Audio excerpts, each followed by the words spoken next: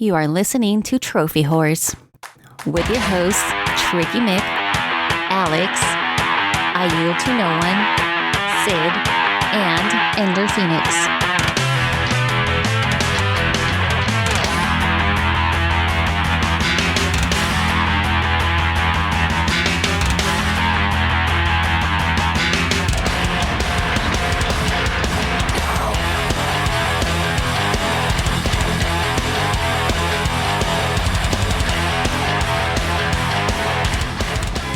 Hello, everybody, and welcome to Trophy Wars. This is episode 606.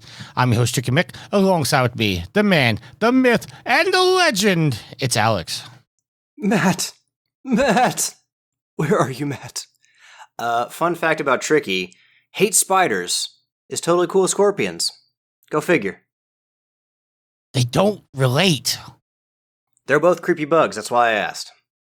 Yes, but one has 8 legs and a furry face with 20 different eyeballs. And lacks a fucking piercing tail that can stab you with venom. Yes, but I could run away from a scorpion, and if he hides, I know where he is. Spiders on the daily, sir? No, but they're little creepy bastards that like go behind the walls and then appear above your head and shit. That's scary. That's How big do you think scorpions are, sir? I mean, some of them are probably big, but I mean, in general. You know, I try not to think about it. And now you will not be able to stop thinking about it. I'm not the one that's obsessed with scorpions right now. That's you, sir. Well, luckily, neither one of us had to deal with them, so. Yes. All right. So for the second week in a row, Yield is having computer issues, so he will not be joining us. But I am going to a blast from my personal past. I've known this man for, it's got to be 17 years.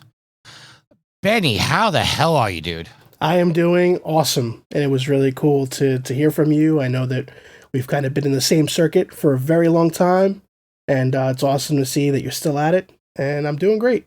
How the hell are you? I'm tired, man, and I'm frustrated. Disclaimer, my landlord is still upstairs, and they are currently arguing, so I anticipate there being a lot of banging and noise and whatever the hell they're doing up there. Oh, that's not arguing, Tricky. Oh, no, they're arguing because they're screaming at each other in, I was going to say Belarus, but I don't even know if that's a language. Bulgarian? I know it's 2 different countries. Don't get on me. Yeah, Bulgaria is definitely a different country. Do they speak Belarusian? Is that what they speak in Belarus? Shut the hell up, all right? What do you mean, I don't know. I was just trying to... I don't know what language they're speaking. All I know is they're speaking a language. You don't know it, but you know they're angry, and you know they're fighting. That's really... Yes. And shit's probably flying, too. I think cursing and yelling is universal. Belarusian and Russian are both considered official languages of Belarus, but only 23% of the 9.67 million speakers population speaks the former. So it seems that Belarusian is the... predominant. Fun fact: I thought you were making up Belarusian. Russian is the predominant, and Belarusian is the smaller. Well, like I said, fun fact: I thought you were making up Belarusian. I didn't know that was an official language. Nope. Is that like? It's a language. I thought that's like Spanglish. Oh, we know that. We know Spanglish is definitely real. Yeah. Anyway, so they're arguing, doing upstairs. I don't know what the hell's going on. All I know is they done fucked something up because now I have no water pressure in my shower or my kitchen sink. And I still don't have hot water. So I don't know what they're doing, but it seems to me they should not hire a professional because the job would have been done and shit would have been fucked up. But how you gentlemen? Enjoying this lovely, shitty weather. At least by me. Yes. Just trying to stay inside as much as possible because it's been raining for... I'm surprised we haven't needed an arc to deal with all the rain we've been getting over the last 2 weeks, but yeah, making it through. All right, so before we it's one of those days. Before we start the show proper, I've had like no sleep over the last couple days. Just so everybody Tricky, knows. this is not different than any other day we recorded. No, normally I get like a good 5 hours. Now I've gotten like a good 2 hours. But Benny, before we start the show proper, one of the reasons why I wanted to bring you on the show is because you are launching a new project, and I wanted to give you some time to pimp out your stuff and tell everybody exactly what you're all about. So the floor is yours, sir. Thank you. Appreciate it. Yeah, so I mean, as I mentioned, we kind of in the same realm in the gaming industry with the journalism, the reviews, things like that. I am currently the senior editor at gamingage.com. Been there for about 8 years now. And, I've done reporting at shows, trade shows, conventions. I've done a variety of podcasts over the years. Most recently is part of my brand, which is called Press for Time. So the idea behind that is just, I'm a guy that has a regular job like most of us and has a passion for games, collectibles, and music, and want to be able to, put out efficient content when I have that time. So I'm always pressed for time. So the idea behind it is I have a YouTube channel that does a variety of segment shows. So we have a weekly podcast show that's audio and video, but we'll do other segments, one called The Toy Closet, where we just pretty much talk about nerding out in toys. We have spoiler casts and a variety of other things that we do. And most importantly for me, we have interviews with people in the gaming industry. Most recently, a game that's very near and dear to my heart, this game called Cookie Cutter. I was able to have the director and artist on my show, so that was a really awesome experience. And yeah, just growing on here. I'm on TikTok, I'm on Twitch, we're on YouTube. You can find us at The Press for Time with the number 4 instead of FOR. Anything else you're doing, or? I mean, I could be here all day and I don't want to waste everybody's time, but I'm also a musician. I do all the production on all of our stuff. My music's called Neon Arcadia. Do a little bit of electronic music, do some composition, might be working on some games that can't talk about right now, but a lot of other things in the future. I feel I can't talk about this right now. Yeah, no. I'm playing the game right now that I can't tell anybody I'm playing, but I can tell you within a week they're gonna be playing it in a beta. Sweet. Is it Foam Stars? No, hell no. I had to say it. Come on. I mean, I can't be mad at you. I mean, I know Daryl's upset that they're hindering the gender, but something you have to deal with. Wow, Alex, I thought you were gonna jump in there. What, are you playing like the new WB game? No, it was just one of the questions. One of our community questions is, why does WWE keep hindering the gender? Maybe because gender, despite being a giant, is very mediocre in most of things that come to wrestling. You know who else is mediocre? The Baltimore Ravens. They lost today. Oh, they're not mediocre. Give them a break. They did not play their best game, but they were dominant all season, and the Chiefs are clicking at the right time. The Chiefs were stumbling in the middle of the season, but now they've kind of found their groove, and they're playing as well as they have all season at the right time. And so that's the teams that generally win. But you can't tell me that you're happy to see the Chiefs go to the 4th Super Bowl in the last 5 years. Nobody wants to see that. I'm definitely happy to see more Taylor Swift. Who is? Go on the internet. There's plenty of pictures. I'm joking. Well, I'll say you can't go on Twitter now. Apparently, can't even search her name for whatever reason. Topic for a whole nother day. I didn't know that. We'll maybe we'll release something after the show. Do a little post-show Patreon content. I don't know anything about that. Matt's in the chat. Hi, Matt. Matt's still on his cruise. He goes, "How is it the moment I tuned in? We're talking about wrestling and sports." I was just making a joke in an allusion to our community questions later. We just know our audience, Matt.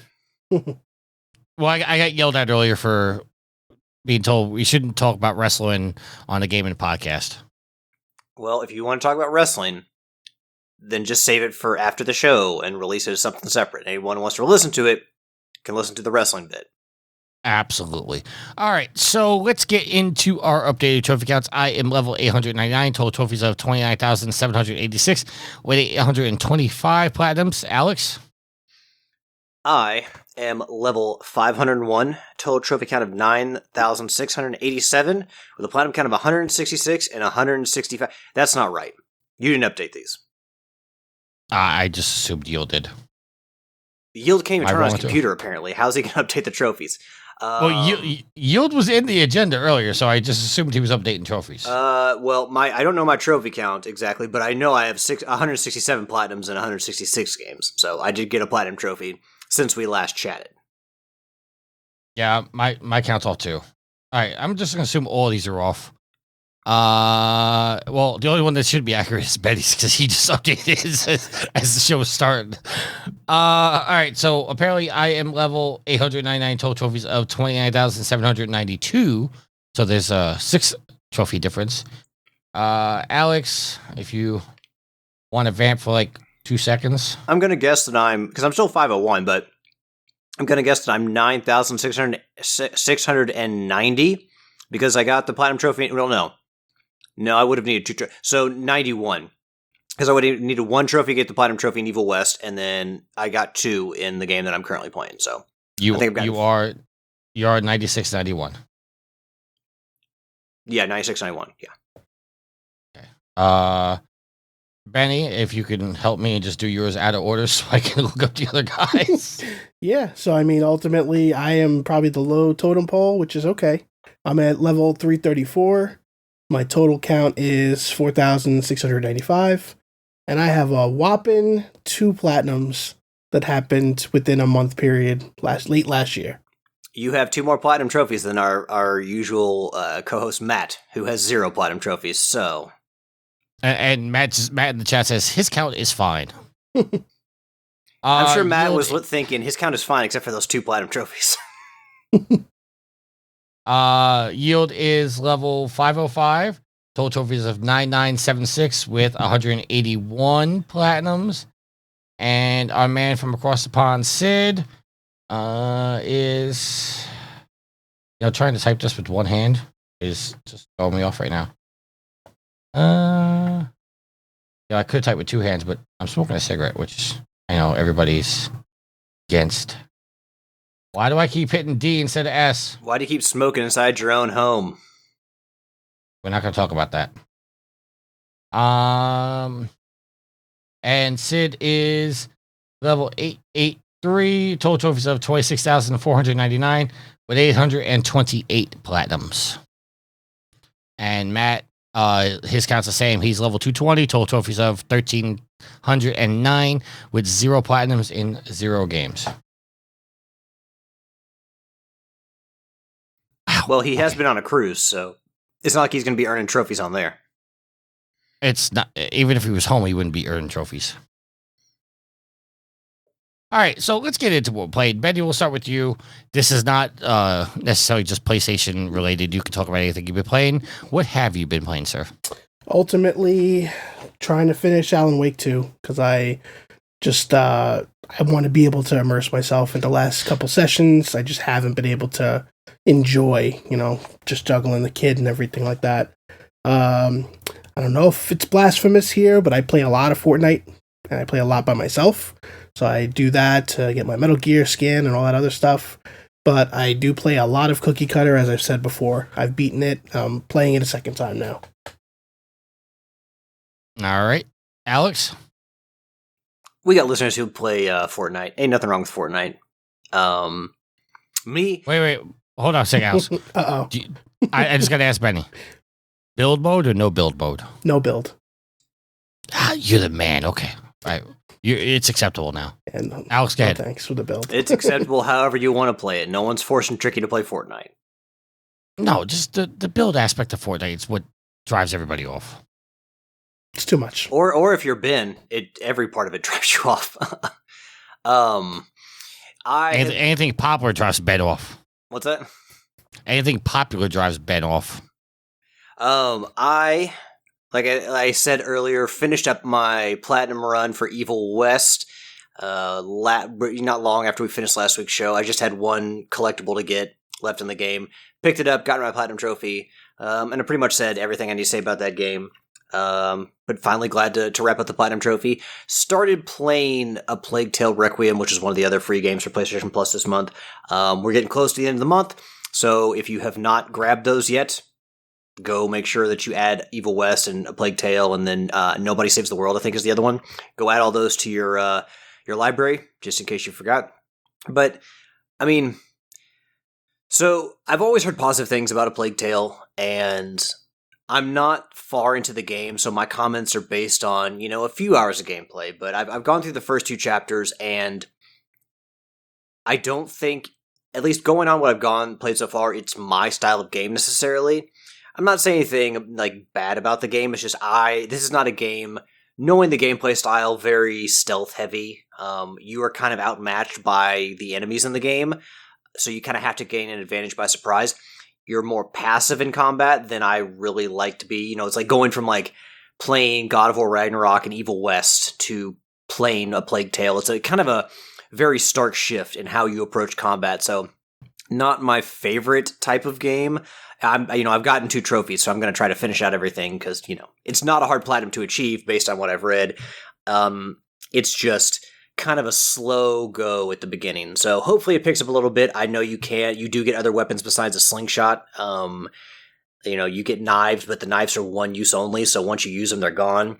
But hopefully there's more to the combat that I learned. So I don't want to feel helpless in a game. I don't like feeling helpless. I don't play games to feel that way. I play games to feel awesome and a badass. So, like with Evil West, you gradually get stronger and stronger over time, even though, start out, you're pretty formidable anyway. But I just hope that I don't have to be so reliant on stealth and so overmatch the entire run through A Plague Tale, because that would kind of sour things for me, just because it's not the style I like to play. But the first 2 chapters, a lot of story setup, getting to know the characters and what's going on, so I kind of understand how it's a little bit slower paced at the beginning. Although also, the main character, Amicia, always lamenting about how she's worried about Hugo. If you've played the games, you may have noticed that, but I guess it's a sister-brother relationship. And Amicia's looking out for Hugo. Hugo's sick. If you play the games, you'll learn more, but just her constant, I'm so worried about Hugo. Every second that goes by, it's like, okay, we get it. You don't have to say it every 20 seconds. I'm getting annoyed here. But other than that, I'm hopeful that the game turns it up a little bit, because it's just been a little bit of a slow start that I really want to have. And I'm not really always looking forward to get back into the game. I'm kind of like just slow going it. So that kind of shows you I'm not as interested in the gameplay as I would like to be. But yeah, that's all I've been playing.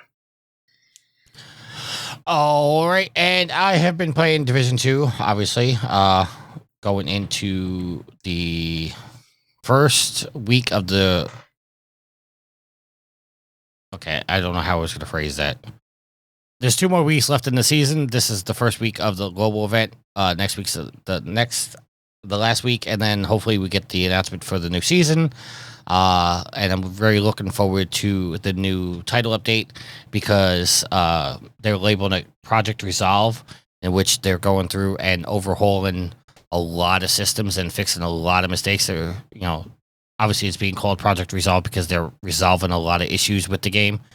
So I'm very looking forward to that. The next season, I'm very looking forward to.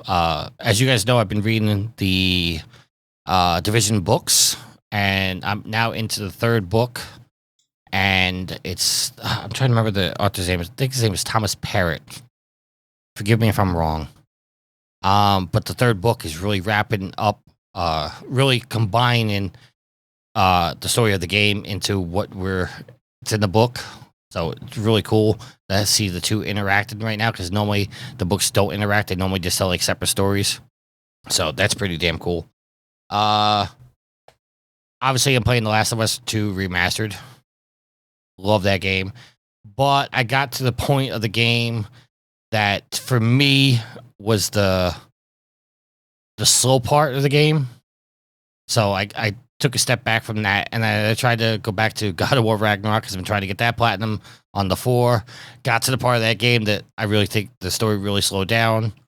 So then I got challenged for the extra life by the Bearded Nerd to platinum Batman Arkham City on the Return to Arkham series. So I've been playing that, and pretty much staying with that. But that game, the more I play that game, the more I want to be playing Asylum, because Asylum is such the better game. We will have to disagree on that one, sir, because I think Arkham City is the apex of that series. Benny, which is better, Asylum or City or Night? Definitely not Night for sure. It's tough. I like the first Tricky, two. did you really just ask if I could bring in the conversation? What's better, Back to the Future 1 or 2 or 3? No one's going to say 3. I actually, and this is a hot take, I think Night was better than City. I'm getting everybody disconnected. I'm getting an evil death stare. I mean, if Alex had his camera on, I'd probably get this death stare from. All right, I'm crestfallen. I'm flabbergasted. Benny, continue on. I interrupted you. No, it's cool. I really enjoyed both the first two games, but I feel like I ended up spending more in City, believe it or not. I just, I don't know. There was just something more to the story for me. Like, Arkham was great to, just get that foot in the door, but I wanted more, and I feel like it expanded upon it a lot better. Okay, let me just clarify my comments here. I'm not in any way, shape, or form saying City is a bad game. It's a phenomenal game. But it's I think Asylum had better side stories with all the different villains.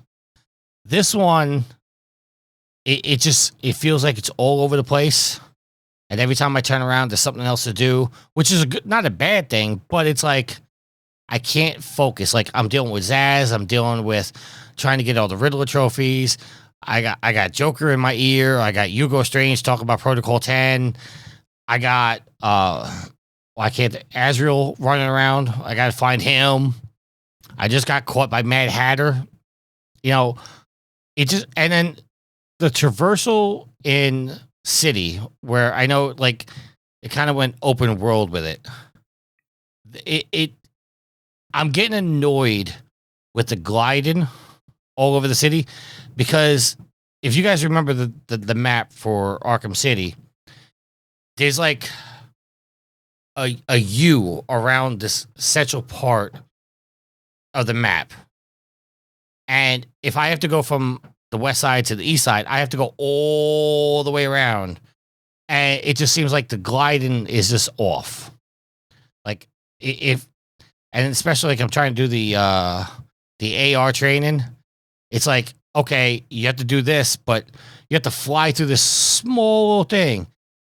And if you barely touch anything, it's like, it failed. I'm like, come on. There's one mission where I got to dive bomb and then do a 180 as I'm trying to scope through. So I have to stop my dive enough where I don't hit the ground, but then I have to glide back up another 100 meters. It's like, what the hell are we doing with this stuff? Oh, so you're playing Top Gun for NES. Got it. Yes. So we've had many references to Top Gun. We actually had one reference last week to end the show. So that game left quite the impression on our generation. Right? Seriously, man. Tricky, was Harley Quinn in Asylum? Yes. She was? Yes. Okay. But she had a bigger expanded role in City. Yeah, because spoilers for City if anybody played it. Harley Quinn takes on a bigger role because Joker's dying because of his actions in Asylum. So I actually just posted a picture in the Facebook group where Harley Quinn was tied up and gagged, and I said, I know I should release her, but I don't want to. And I said, if you know, Tricky, you know. Not the right time to be making that joke, man. Especially Why? Talking about wrestling earlier. Tricky, you look confused, my man. I really am. I'm not understanding the correlation here. All right. We won't go any further. But one of the aspects that I will say far and away was better in City was the boss fights. The villains and the boss fights in City were far better. I mean, Scarecrow segments were cool in Asylum, but other than that, everything was just kind of fine. But in City, you get, the end boss is Clayface, which he comes out of nowhere. You get Solomon Grundy. You got Mr. Freeze. It's just like wham, wham, wham. It's just all great. Yeah. So I'm Protocol 10 is 5 minutes away right now, if that makes any reference to if you guys remember the game. All right, so let's go on to the agenda. Our first topic is coming from IGN, and this is where we missed Matt because he puts all the highlights of the notes in this. Written by Wesley Yinpool. I said it correctly this week, Alex. Well, we do like to get people's names correct, so that's great. Yeah.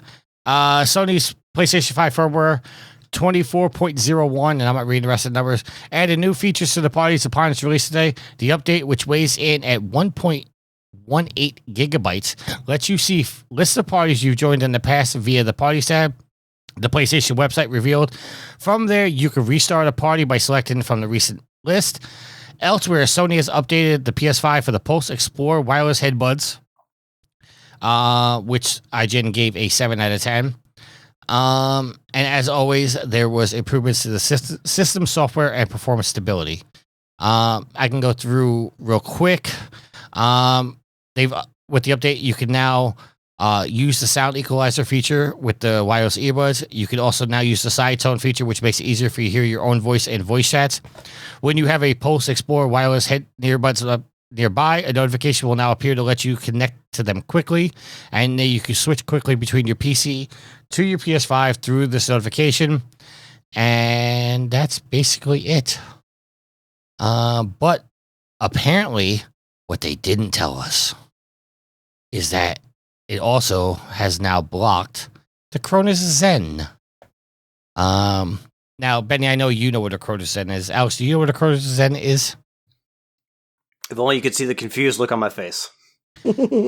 Okay, so a Cronus Zen is basically a device that people use to cheat in games that you connect between the PS5 or the PS4 and your controller, which allows things you shouldn't be able to do with a controller to now happen on your console. It's basically a console's version of installing mods like aim assist, stability, rapid fire, all that stuff that you normally can't do on the console, and now allows you to do it like you can on a PC. Are you up to date now, Alex? Yes. Okay. So, also written by Wesley Yinpool. This week's PlayStation 5 firmware updated players to block the Cronus Zen device, which lets players use macros and modify the controllers. It's a controversial product, which some say gives players an unfair advantage. While the Zen is used in many competitive multiplayer games, it's perhaps the most prominent in Call of Duty, which has crossplay across PC and console. According to its website, Zen is used by over 500,000 people. Call of Duty players have used unauthorized third-party software such as XIM and Cronus Zen to benefit from the likes of aim assist and reduced recoil when using a mouse and keyboard for years. Activision said in 2023 in its anti-cheat tech Ricochet would detect their use and bans would follow. I get an ad every time I do this. Now, following the release of the PlayStation 5 firmware, Cronus has issued a statement addressing the block and warned users not to update their console while it works on a fix. Quote, we are aware of an issue with Zen and the PS5. As of January 24th, the console is now prompting everyone to update the version, blah, blah, blah, blah. If you do, Zen will no longer connect to the PlayStation 5 without disconnecting. However, this update is not mandatory. Simply skip it and everything should still work with the Zen 2.2.2 update as expected. There's no current timetable for a fix, so please don't be offended if you're directed to check this notice when asking for any kind of estimated time of arrival. It can be 24 hours, 24 days, 24 months. We won't know until we've dug into it. So, Alex, I'll go to you first because, not a shot at you, you're the least knowledgeable about the Cronus Zen. Are products like the Cronus Zen, do you consider them cheating or do you consider them leveling the playing field? You know, I don't deal with anything super competitive. Like, I'll play some multiplayer games online, but I don't do competitions or anything like that. So, I mean, how much of an advantage does this thing really give somebody? I can answer that in a roundabout way. All right. Well, do your best. Since this update, online activity in Apex, Call of Duty, Fortnite, they've all dropped by 30%. I play a game. I mean, Rocket League is the game that I play online, and that's cross-platform, so I can play with PC folks and people on the Switch, people on Xbox. And I've never. Crow also works for Rocket League, just so you know. What's that? Crow also works for Rocket League. Yeah, but I've also never felt like the PC community had such a huge advantage over me when it comes to Rocket League. Like, I feel like I know for certain games like keyboard and mouse work better, shooters in particular, but I feel like I'm good enough on the sticks, or at least the PlayStation controllers, where I've been playing for long enough that if my skill equals that or is better than that of a PC player, like their keyboard and mouse aren't going to do anything for them compared to me. Or, some of them might be also using controllers, but I know that shooters are one area where there is a discrepancy in, how fast you can react and whatnot. But, I mean, first of all, if you really enjoy playing a game, why would something like this stop you from playing a game? So why was this drop just people who just wanted to, are they feeling now that they can't compete because they play on console? Or are they just like, now that I'm not winning as much or whatever, I'm not playing? Like, did you really enjoy playing that game? I don't know. I guess I really don't have a good answer because I don't. I think you should still play the game, so I don't understand for the reason for the drop, unless you're just losing every round. And you're like, if I'm losing every round, I'm not going to play this game. But I've just never been involved in a game scenario where someone playing on PC was just wiping the floor with everybody. I've just never been in that scenario. I've heard about it. I've never experienced it, though. Full disclosure, I own a Crota Zen. Well, guess who's fucked? But I've never used a Crota Zen, and I haven't used it in, God knows, years. I've never used it behind his back, folks. I can see it. I've never used it online. I've only used it to circumvent some single-player games. Like, manipulating the economy in a world where I didn't have to go out and grind, 1 million in-game currency. I just popped on the cheat and, okay, now I can go buy what I need. So, Benny, I'll go to you. Crota Zen. Is it cheating? Is it leveling the playing field? Combination of the two? How do you feel about it? I'm very in the middle with the idea behind it, primarily due to the point you just made about single player games playing on offline, your own time. What you do is on you. It's obviously frowned upon no matter what if you're not earning your way through any game. So I've never used this particular device, but playing on console and seeing some of these players, a lot of times if I'm getting sniped and then I'll look back at the video, these guys are trick shotting, and a lot of times you can tell when it's a PC player, and a lot of times I'm getting shot through walls, and that's the other side of that. Like, you see people that are potentially using that or other tools for it, so I can see why somebody would be kind of hungry to use it. But in a competitive way, if you're looking to bypass and actually grow as a competitive player, you have to try to get good at the game on your own. I'm not an amazing Fortnite player, but I take pride in if I win, I'm going to earn it. That's just my thoughts on it. But I've seen people, even on TikTok, I'll just randomly see Fortnite player streaming live, and they have the exploits, and the character just is constantly spinning in circles. And then you'll see lines, and you'll see stick figure grids all the way down the map, and then they'll get in the car, and the car will hover over there, and then they're just they don't even have to try to shoot them. And to me, it's a funny to see, but to experience it, I don't get the enticement on it, because I feel like that's an instant ban. At least a report from somebody if you're not shooting just bots.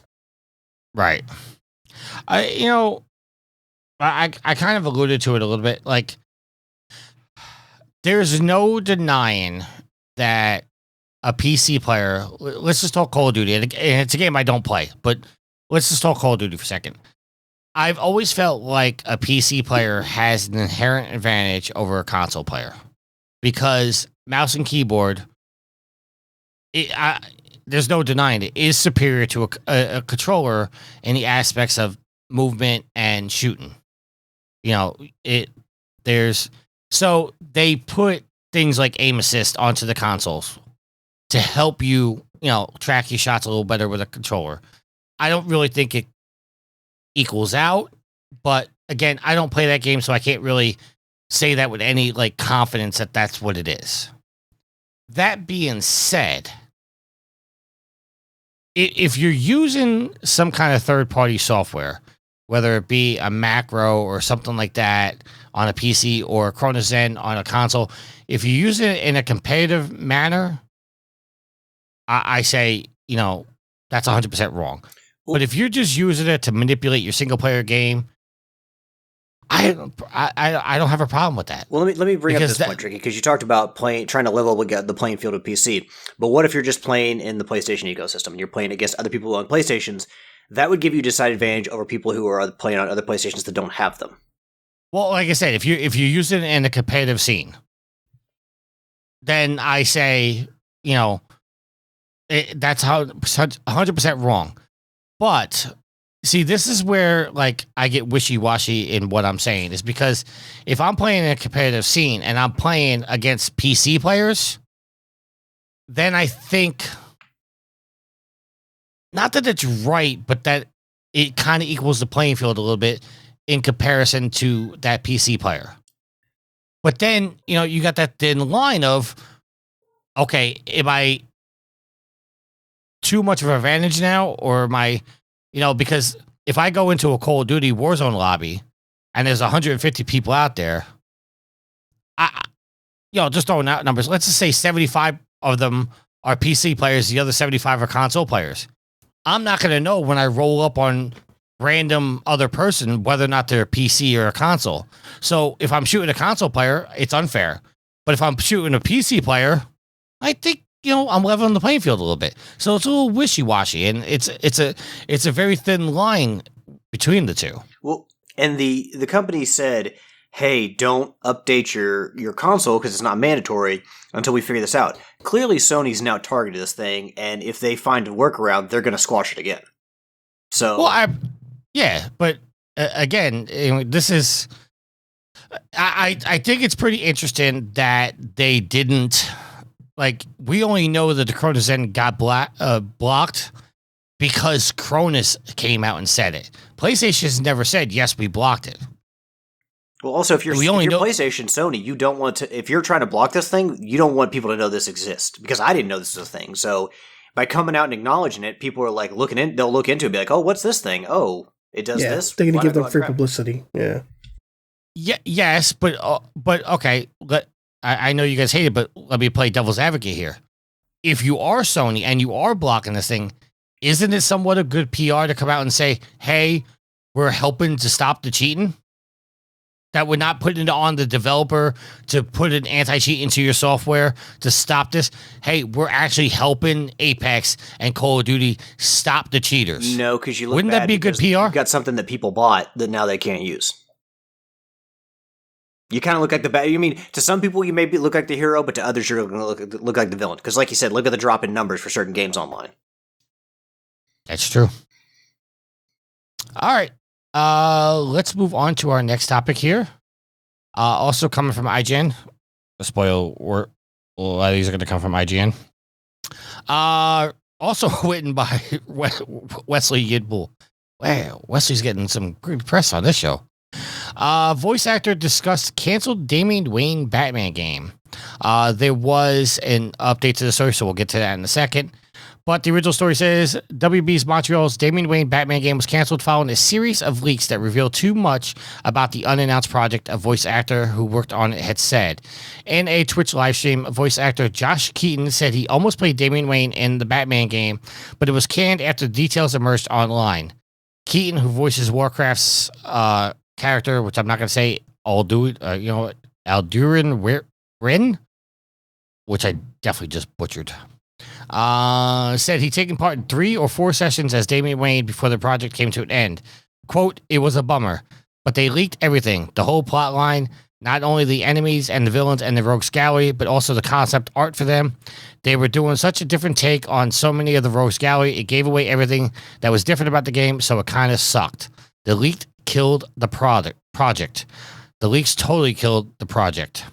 Then he responded to another question by saying, quote, It was not going to be in the Arkhamverse. Totally different thing. And then IGN reached out to Warner Brothers for comment, and the update says that according to Bloomberg reporter Jason Schreier, WB's game, Montreal's Damian Wayne Batman game, was not canceled due to the leaks. So now we have two conflicting stories. And I'm going to go with the voice actor over Jason Schreier because I can't stand fucking Jason Schreier. There, I said it. But Alex, we'll go to you first. I know you're not big on superhero games, but would you have played a Damian Wayne Batman game? I don't know who the fuck Damian Wayne is. His son? Well, that shows you how much I know about Batman. The answer's probably no. Batman and Talia. Was it Talia? Yep. Talia had a kid, and it was Damian. Okay. Well, I did not know that. I now know that, but still, like, I've enjoyed some of the Batman games, but overall, I'm not.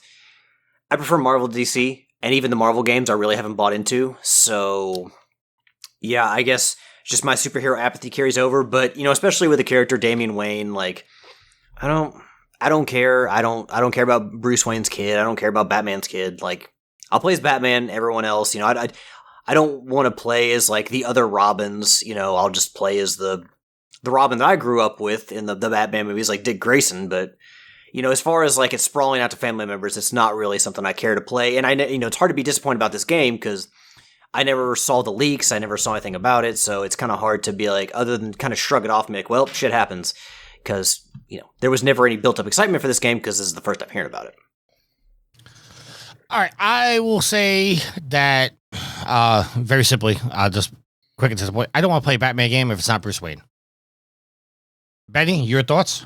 Yeah, not a fan, and especially after the last couple of nonsense games that we're kind of seeing. We're potentially going to talk about one, but Gotham Knights did nothing for me, and I think that wow, no, not a fan. And I feel that, and I'm a Robin fan through and through. Growing up, Dick Grayson, and but like, I think it comes to the point where we fell in love with Batman. We fell in love with a certain voice actor, rest in peace, and it's going to be hard to replicate that again. But I think people want more of that. And for people taking over the Batman mantle, I'm not a fan of that, even in the comics. I don't need Commissioner Gordon to be Batman. I don't need anybody else to be Batman. Or Nightwing. Yeah, I mean, for me, if I'm going to get another Batman, I'll take Batman Beyond, because it's like truly a different, essence of the character. But I don't know. I mean, I definitely would have taken a look at it, but I feel like it would have been something that would have felt lackluster, in the end result. I don't feel confident that it would have been a representation of like the Arkham trilogy in any way. And did you look at it this way? Gotham Knights, they gave that away for free, and I still didn't play it. So, I mean, I don't want to play as all these peripheral characters. There are certain people that kind of have that spotlight in, comic series, and you want to play as that character. We've been spending, decades playing as Batman, and they are like, hey, play as Batman's son. Well, you may want to read about those characters and the lineage in a comic book, but, playing them as a video game, like all of a sudden trying to, I don't want to say pawn that off on people, but just be like, hey, we want to make some more money, so we're just going to try to, instead of making another Batman game, we're going to do it with a son. It just doesn't carry as much weight. So, Benny, I got to ask, did you finish Gotham Knights? No, I played maybe 2 hours of it, and I just got really bored of it, and it just, my God. Not a fan. Okay, so I'm going to spoil Gotham Knights for everybody, so... I think Gotham Knights spoiled itself for everybody. I mean, I know the whole ending and everything already. Not a fan. Come on. That was such bullshit. It was all a cop-out, every part of it. Okay, so, Alex, I'm going to tell you the end of Gotham Knights, and I'm going to tell the audience as well. So the whole premise of the story is you're playing as the four sidekicks because Batman's dead.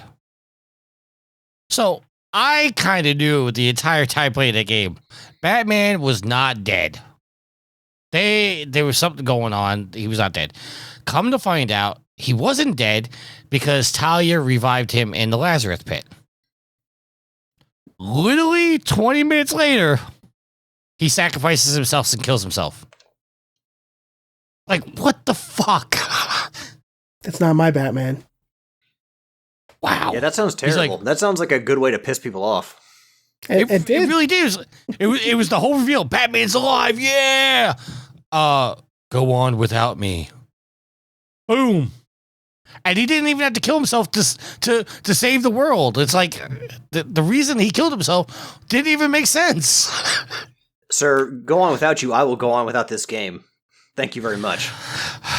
All right. So keep it on with the DC news. Written by Taylor Lyles, coming from IGN. Suicide Squad's Kill the Justice League free DLC includes a playable Joker. Joker, the infamous Clown Prince, is confirmed to not only appear in Suicide Squad, but also be a playable character. Announced in the third and final developer diary series for Suicide Squad, Kill the Justice League, Rocksteady Studios has revealed the post-launch content plans include its upcoming game ahead of its release date. The studio detailed the roadmap for the first season of DLC, which will be released sometime in March. Some additional content in the season includes a new boss fights, enemy variants, a new playable environment based on Joker, 2 new episodes with activities, missions, and strongholds to partake in. 3 additional seasons of Suicide Squad's Kill Justice League are planned, according to Rocksteady. Each season will introduce a new playable character and 1 new playable environment, among other things, such as weapons and activities. Okay, so clarification here. This is not the Joker we know. This is a Joker from a different dimension. So this is because anybody that played any of the previous Arkham Knights knows that Joker is dead. So this is not Mark Hamill's Joker. This is an entirely different Joker. Yeah, but they can easily retcon that in the future. Joker being dead. What's that? Well, Joker is dead. Well, this is in the Arkhamverse. They're going to bring that back and like make him alive again at some point? Well, we kind of cremated his body, so I don't think he's coming back. Hello, the reboot? They can reboot it. I was going to say, what if they sprinkle his dust into the Lazarus pit? Right? But anyway, so, I mean, this game doesn't have a lot of good publicity right now. I'm still debating whether or not I'm going to pre-order it, because technically I could play it in 2 days. I think it's a cop-out to make Joker the first DLC character. Got to be honest. Like, the whole point of starting Arkham Knight was like, okay, we're finally going to get a Batman story. It's not going to be Joker as the villain. And what'd they do? Joker was the villain. Joker was in that game the entire time. I'm like, go away. I love Mark Hamill's Joker, don't get me wrong. But I want to see Batman go against somebody other than Joker. Even in City, it's like, oh, we're not fighting Joker. Oh, yeah, we still are. It's not Hugo Strange, it's Joker. But it wasn't Joker. God. It was Joker. Well, you know what I mean. The final boss of that game was not Joker. It was a Joker, Clayface Joker. It's still Joker. But you still fought Clayface in the end. Like, you were fighting Clayface. You were not fighting Joker, you were fighting Clayface. Like, the actual form of Clayface. I know that. But you still had to deal with Joker the entire game. I mean, didn't we just talk about how we want to play as Batman, we didn't want to play as the ancillary characters, and now we're talking about, oh, we want another villain, we don't want the main villain Joker. I mean, you're allowed to feel that way, but you got to understand that if people want Batman, they also want Joker. It's like when it comes to comics, I mean, there are a few relationships in comic books, maybe, Professor X and Magneto, but I don't even know if that comes close to Joker and Batman as far as adversaries. So. No, but give me Black Mask, give me Two-Face, give me Penguin. Well, you couldn't even get Black Mask in Origins because it was Joker. Exactly. Spoiler alert. Oh my God. Two-Face, I think Two-Face was in City naturally, but I think Penguin was was one of the built-in characters in Arkham City. Two-Face was a DLC character, wasn't he? I can't remember. No. One of them was added later. No, Two-Face is at the game from the start. Was Penguin also too? Yes. Okay. I remembered someone being part of DLC, but I guess I'm wrong about that. So was Mr. Freeze. You play the game partly as Catwoman, but she was playable. There was also DLC for Catwoman. Yeah. Yeah, I mean, I'm talking about main game, but there was, they had Harley's Revenge as a DLC pack for City. But there was also DLC packs where you could play as Robin, and I don't think Red Hood was until Night. If they have the Penguin be the final boss, the main villain against Batman and anything, I don't want it to be the Penguin. I want it to be Danny DeVito from It's Always Sunny in Philadelphia. I want it to be Frank Reynolds. I want him to be the final boss you have to fight. All right, so there's your Suicide Squad news. All right, so in a topic that I thought should have been topic of the week, but I'm gonna save a topic of the week for something else. Coming from InsiderGaming.com and written by Mike Straw. Sony's CEO says PlayStation's gaming future will be on PC, mobile, and cloud.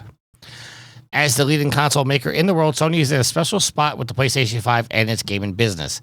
The console sales have continued to rise since its 2020 release, and the PlayStation division has been working towards keeping its hold on top in the gaming industry in the future. What the future holds, however, is anyone's guess. In an interview with Norges Bank Investment Management, the Sony CEO talked about where he sees future of gaming for PlayStation going in both in the short and near term. He says, Yoshida says, this is not Shuhei. This is the other one. Kenishiro was his name? Yes. Okay. Wherever it is computing, users will be able to play their favorite games seamlessly. While the PlayStation will remain our core product, we will expand our gaming experiences to the PC, mobile, and cloud. Speaking of the cloud and non-traditional gaming, Yoshida was asked about the movement towards subscription services for gaming.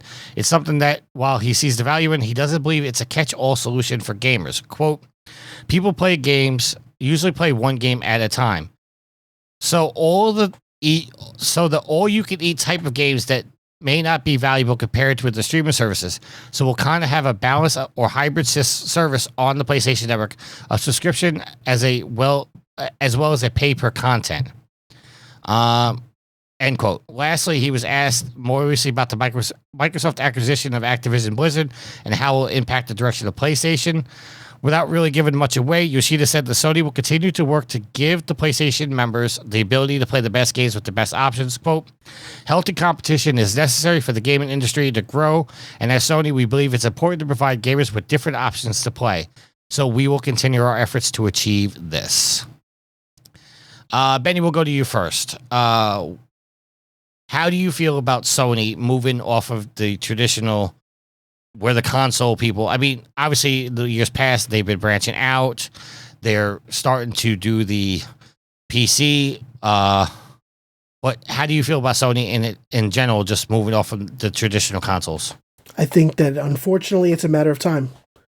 I think we're going to get to that point where everybody's going to want to go that route as far as the companies making the hardware. It's less overhead for them. But I think we need consoles, especially people that grew up with it, and the idea of physical media, like that's another topic. But I really think that it's going to end up coming back. Like if they decide to stop making hardware, they're going to end up having to come back because people are going to want it. People are already seeing the idea of not physically owning your content, in the words of Ubisoft saying that, and knowing that even with movie media, you have stuff that'll be on a streaming site. They could pull it down on a whim, and then you don't have access to it anymore. So the idea of not making physical consoles along with physical media, it's a dangerous slope. I know that the world is evolving in that route. I'm not really ready for it, personally. So you're still a physical game type guy? I do a lot digital, primarily with the review aspect and stuff when, back in the day we used to. But, I want to, the Switch console allowed me to want to kind of have a tangible physical collection, if you will. But Xbox, I have 0 games and I don't even care to. PlayStation, I have a lot of, PS4, PS5 games that I'm very fond of. But I don't go out and buy a game every week like we used to. But to have the option, I think, is important. right, Alex, before I go to you, I just want to tie it a little bit. If anybody that Saber says they suck like Microsoft, here recently in the last couple of days, I found a new way to clip our podcast and put it onto our social medias. So I've been putting a lot of videos on TikTok and YouTube Shorts, and they've been blowing up. And one of the big videos that has blown up is where I asked Daryl, who I did a Patreon episode with, patreon.com/provengamer. You can subscribe for as low as $1. I asked a question, but I kind of knew my answer, and I kind of felt like I was asking the wrong question at the same time, which was, me and Alex got into a conversation last week about physically owning your games. Like, if you went out to the store and you bought the new Call of Duty, if something happened to that disc, with the whole, we don't own the game. We essentially were buying a license to play that game. But if you went to GameStop, got the new Call of Duty disc, and something happens to that disc, you just can't call up Activision and say, hey, listen, I have a license for your game. I've already paid for it. Send me a code or give me a free disc. You have to go back to GameStop or Best Buy or wherever and physically buy that disc again and give them another $70. And now essentially you own 2 licenses. So I asked the question, should we be at the point where you go to the store, you buy the new Call of Duty, once you put it into your system, should a digital version of that game automatically unlock? Now, on top of that, I said, I think yes, but I would lean towards no, because once you put that game into the system and you get the digital version of the game, what's to stop you from taking a game to go back to GameStop and saying, hey, I don't want this anymore, and you basically got the game for free? So my question to you is, should we be at a point where you're going to buy physical media, and because we don't own the game, so to speak, should we get a digital version of the game that we have forever since we own that license? You want me or Alex? You. Okay. I mean, well, me and Alex had this conversation last week. No, so realistically, I think that Sony's tried that route, in the sense when you buy a disc, you think about it, you put the disc in, you're getting a digital aspect of it, but the disc is there to validate.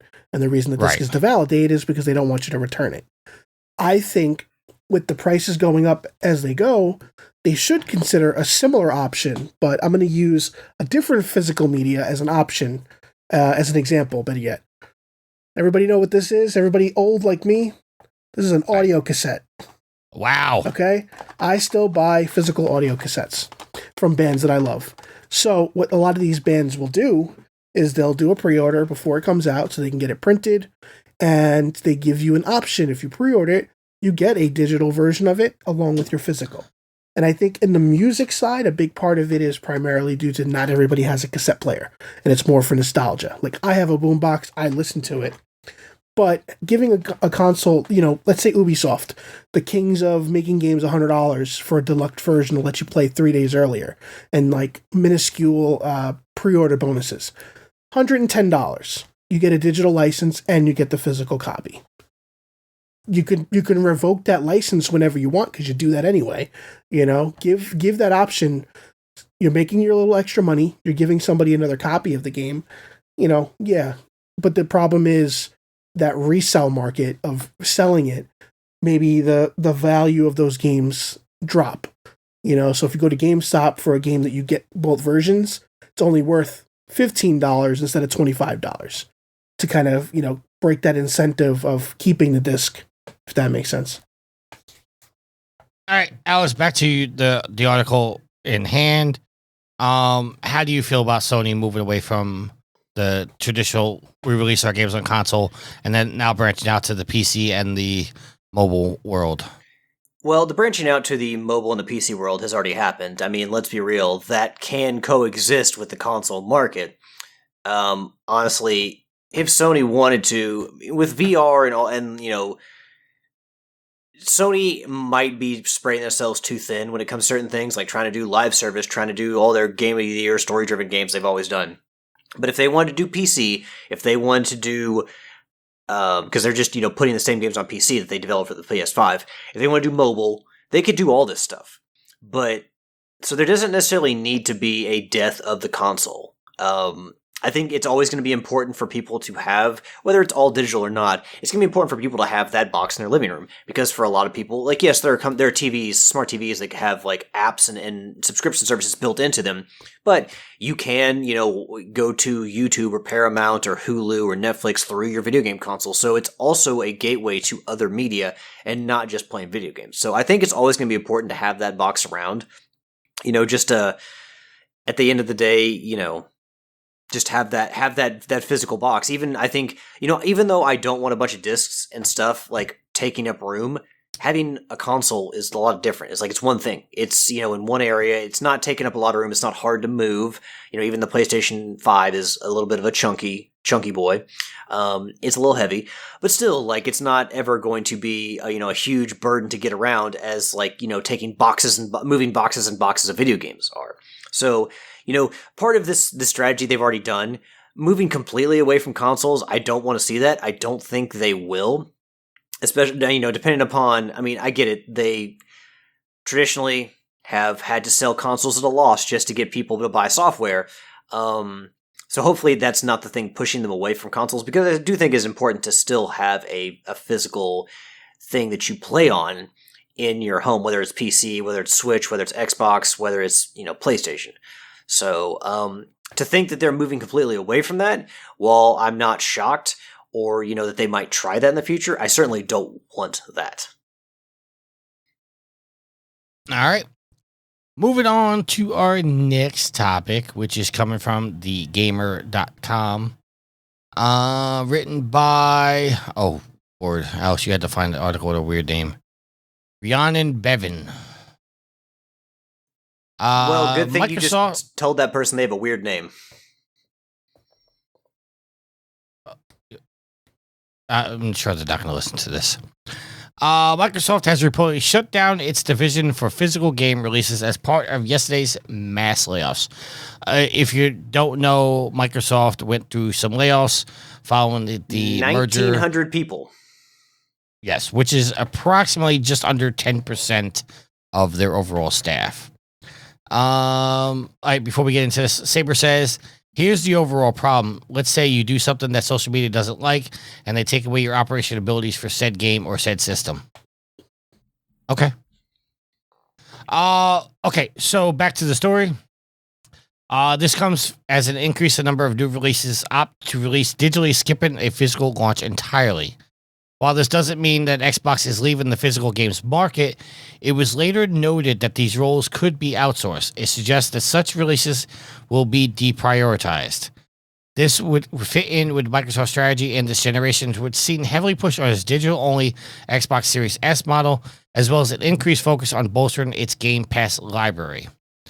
News of Microsoft shutting down its department for physical releases comes from Windows Central journalist Jess Corden, who has shed some light on yesterday's layoffs will be felt. This is some tweets. Microsoft has also shut down departments dedicated to bringing Xbox games to physical retail, which, if you've seen the digital-only Xbox console leaks, as well as you can get an idea of Microsoft is going from there. Multiple sources tell me that Microsoft is laying off the entire internal customer support teams for ABK Games, that'd be Activision Blizzard King. To save a few, Microsoft will outsource the rest to external companies abroad. ABK was one of the few game publishers with high-quality internal customer support team. So, yeah, that's basically it. Benny, I'll go to you first. We literally were just talking about physical versus digital. Just because Microsoft, as the article says, just because Microsoft laid off their internal department doesn't mean this can't be outsourced. But I'll ask this: Does this give you a sign of? We all know we're going to a digital-only future, but is this a sign that Microsoft is pushing the agenda a lot quicker than maybe gamers are ready for?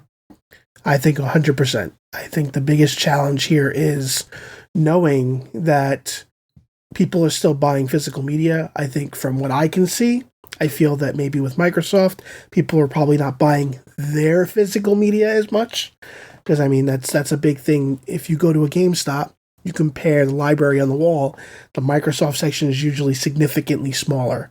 And that's before this announcement. So it's not that people don't want it, it's they're not necessarily buying because they've already planted that seed of you need Game Pass, you don't need anything else. And once that kind of came into play, for the same reason with me, I just stopped buying Xbox games.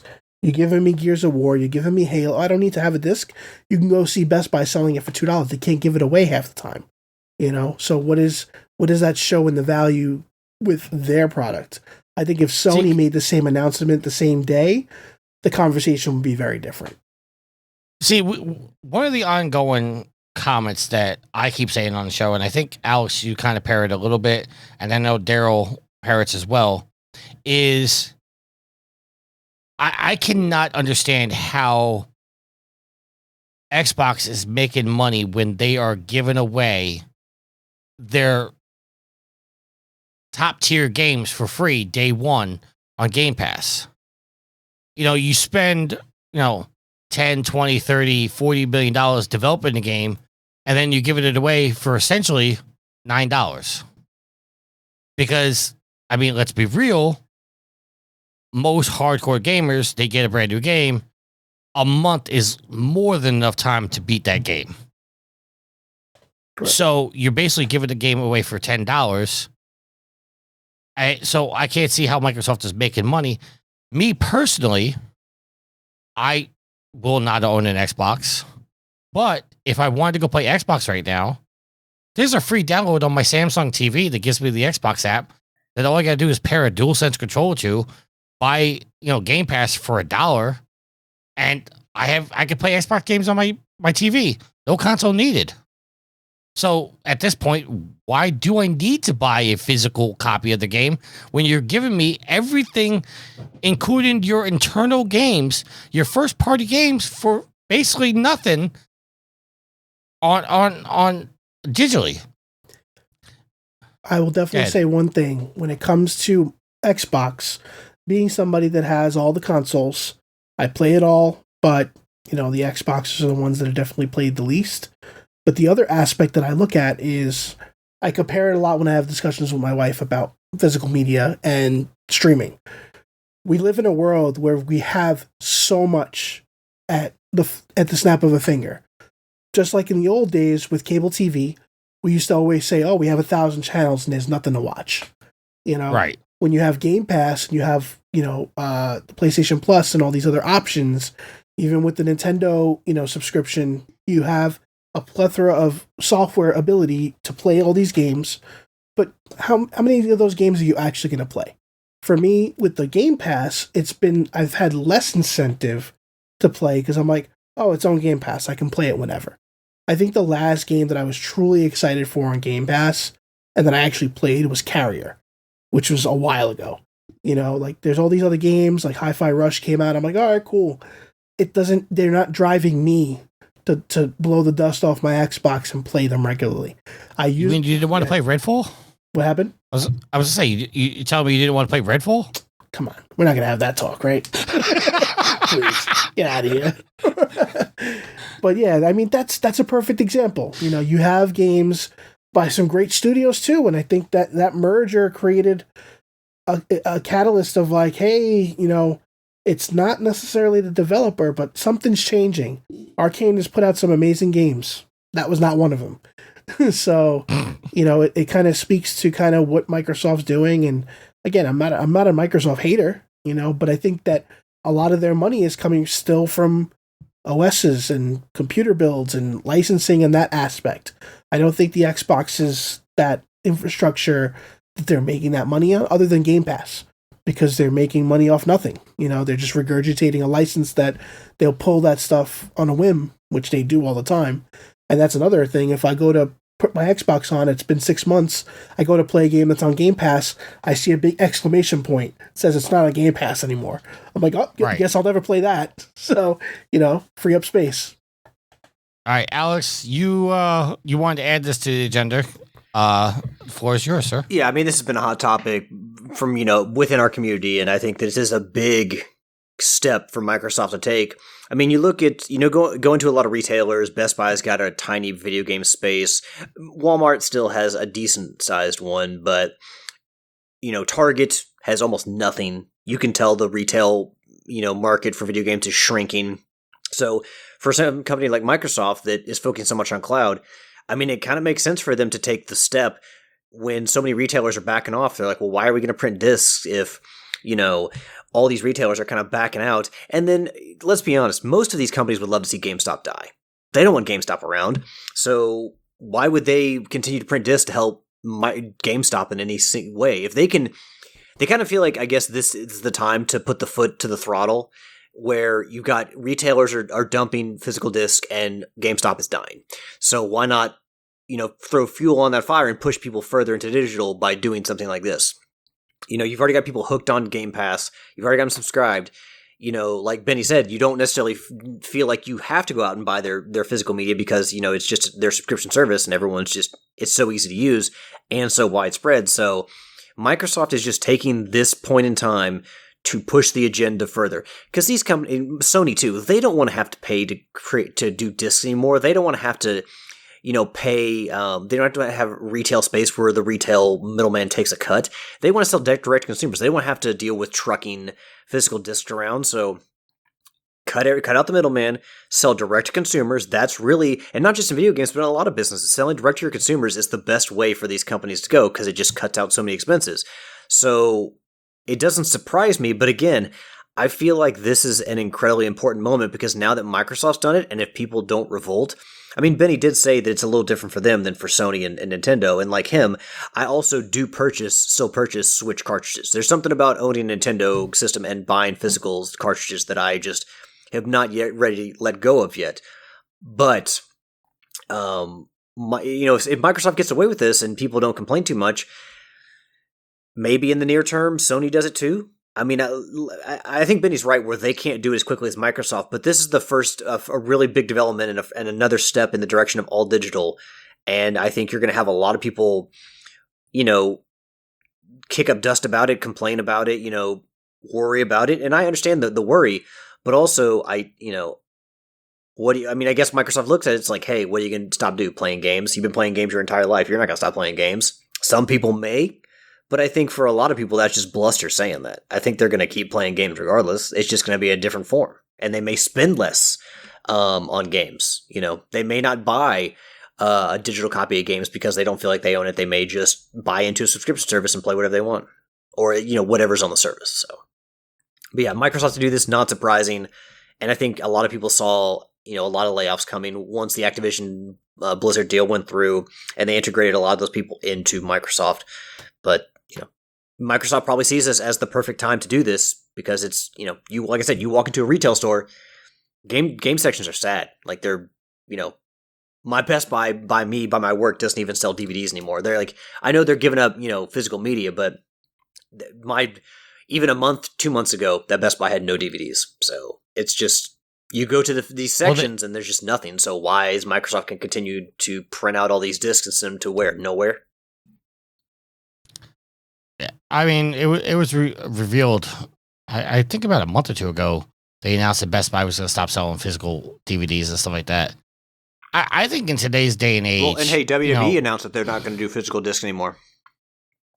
I didn't see that, but I mean, in this day and age, with everybody having, all these streaming services and whatnot, it really doesn't make sense anymore. Like, no lie. And an hour before we were supposed to record, Sweet Mama D came to me and says she wanted to watch Detective Pikachu on Hulu. And she went to pop it on, and it came up and says, "Oh, it's not available without a live TV or an active TV subscription." And I went, "I think I own that." And I went on Vudu, and sure enough, I owned it. And now she's sitting in my living room watching Detective Pikachu. So, I mean, it in this day and age where I could just sit, like, Sweet Mama D came to me and says, "I want to watch this." It's as simple as a couple clicks, and then we're watching the movie. I don't have to go to here, see Sweet Mama D pop it in. Say hi. Hi. It's as simple as, okay, you want to watch Detective Pikachu? Well, now, okay, let me drive over to Best Buy. Oh, they don't have a copy. Okay, let me go over to Target. Oh, they don't have a copy. Like, I'm wasting all this time driving around to go find the physical media when it's simple as go click, click, click. Here you go watch it. I just see that as, and the best thing, like, with physical or digital media for me is, if I want to buy Suicide Squad, you know, I don't have to worry about if it's sold out of my local GameStop. Don't buy Suicide Squad. I just had to throw it in there. Sorry. I got an unhealthy obsession with Harley Quinn. Yeah, we know. But the real danger, Tricky, is that people will point out is that they can pull the license any time. Well, but also you don't have a full library. It's not like you can just go watch anything on these services. You can watch what they have on there, which is, granted a lot, but you may not be able to, go watch some obscure television show. One of the TV shows I still have on DVD is Titus. You probably can't find that anywhere but YouTube. Now, I guarantee none of the streaming services have that. So you may come into a situation where there's some movie you want to watch or something like that. Think about all the shows that have been made. Think about all the movies that have been made. You're not going to find it on any subscription service. So, I mean, there is that danger in all of this. But, I mean, look, we as one person aren't going to stop or we as three people or you as one person, we're not going to stop this move to digital. Because, like I said, these companies want to sell directly to consumer. They do not want to deal with physical media anymore. It's painfully obvious. And stores also, they don't want to deal with physical media anymore. So, I mean, what are we going to do? We going to, tie ourselves to a physical media production center so they don't destroy it or something? Is it TIDUS, Titus? TITUS. Stacy Keach. Like for the Christopher Titus show? Is that what you're looking at? Well, Titus was from back in the early 2000s, late 90s. I don't know if it's the same one, Christopher Titus show. It was just called Titus. Yes, you can actually stream it on Amazon right now, Amazon Prime. Okay, well, there you go. But, okay, you probably can't find everything you're going to watch all the time on these services. I just did it to be a smart ass. I wasn't trying to. Well, no, I mean, I'm glad now that if anyone wants to watch it, they know where to watch it. But, yeah, I mean, you can't... New things. Like, what was the thing Sweet Mama D wanted to watch? Detective Pikachu. Okay, they've only made one of those movies, right? Correct. Yeah, okay. I mean, we watched it. It was pretty good. So, I knew they came out with a new game recently. I think there's a second movie in the works, but something relatively new, you're not going to have a problem with. But again, these companies aren't going to provide an entire back catalog for you to watch. So that is one aspect where, yes, the convenience is nice, but can you find everything? So I was gonna say. You're not wrong in the aspect of you're not going to find everything, but I think as time goes on, if there's enough of a call for it, you will see these things pop back up. I mean, I don't like one of the shows that I liked. It only had a season, was the Chicago Code, and I talked about this with Yield and Matt on. When we're doing the Mandalorian episodes, is because the actor Jennifer Beal is in that, and I've always had a crush on Jennifer Beal. I think she's really hot. But I actually was introduced to her in the show The Chicago Code, which I thought was a good show. I can't find that anywhere. So you're right, but another show that I've been clamoring to watch is The Commish. Do you guys remember The Commish? Yep. With Michael Chiklis? I do. For years, I wanted to watch that show, and all of a sudden it popped up on, I think it was Netflix, and I was like, oh, great, I get to watch it. I want to watch Matlock, I want to watch Perry Mason, but Columbo, but, it's... There is an app for a lot of those, believe it or not. It's called Tubi. There is. Free. Cheap plug. We're not advertising that. All right, but yeah, I mean, I get your point. If I can say one thing, if you don't mind. I definitely like the idea of having that middle ground, and I think it's very subjective to everybody. So it depends on what you're into, and like Alex said, there's definitely content out there that is potentially not digital yet, and I'm one of those guys that likes a lot of old B movies, And I have a lot of DVDs and a lot of Blu-rays and even HD DVDs. And a lot of that stuff has not made it to digital. So for me, you know, the idea of them coming digital, like I've seen it appear and then you'll see a license go away. So that's that kind of gray area. And, you know, it depends on what you're into. If you're into just the commercial stuff, you have a good chance of, you know, having accessibility to most of it at some point. See, and I'll counter that with a joke. You know, there's a lot of things that like Dallas Cowboys wants to watch, like their you know, their last Super Bowl victory, but unless they own a VCR, they can't watch those. But I own a VCR. You do. Having if your VCR breaks right now, you got no option to watch. I have a backup. Yeah. We could do this all day. I'm sorry. Yeah, we could. All right. The man told us he still buys cassette tapes. Or you think he's not prepared? Oh, listen, I'm just saying, you know, to the point, like if like people are saying, I want to play, you know, the old school games. If your system breaks and the only way you can play that game is physically, good luck trying to find it. Like nowadays, like NES games, same thing. Like unless you can find the original NES. Here's a really good example I thought of during the week that I'm like, man, I should have said that on the show. So, and it just shows you how there is still some modicum of control over like all digital media, like video games, movies, whatnot. You go and you buy a dining room table and chairs, right, at a store. You take that home. You now can take those dining room tables and chairs anywhere you go. No restrictions. No one's going to tell you, no, you can't move into this house with those. You can't take these across these state lines. Those are yours. You own those. You don't have the same freedom with video games. You can't take that video game anywhere. You can't play it on anything. So that was kind of my example. It's like, oh yeah, I own this chair. No one's going to tell me what to do with this chair. That video game that I bought for the Switch, I can only play it on the Switch. You know who's going to tell you you can't do anything with that chair? Ashley. She's going to tell you get rid of that ugly chair. What if she helped pick... I'll have you know she helped me pick out that chair, so you're shitting on her opinion now, too. I'm just... Oh, saying, now you're backpedaling. No, I'm not backpedaling anything. I'm Coward just tail saying... is showing.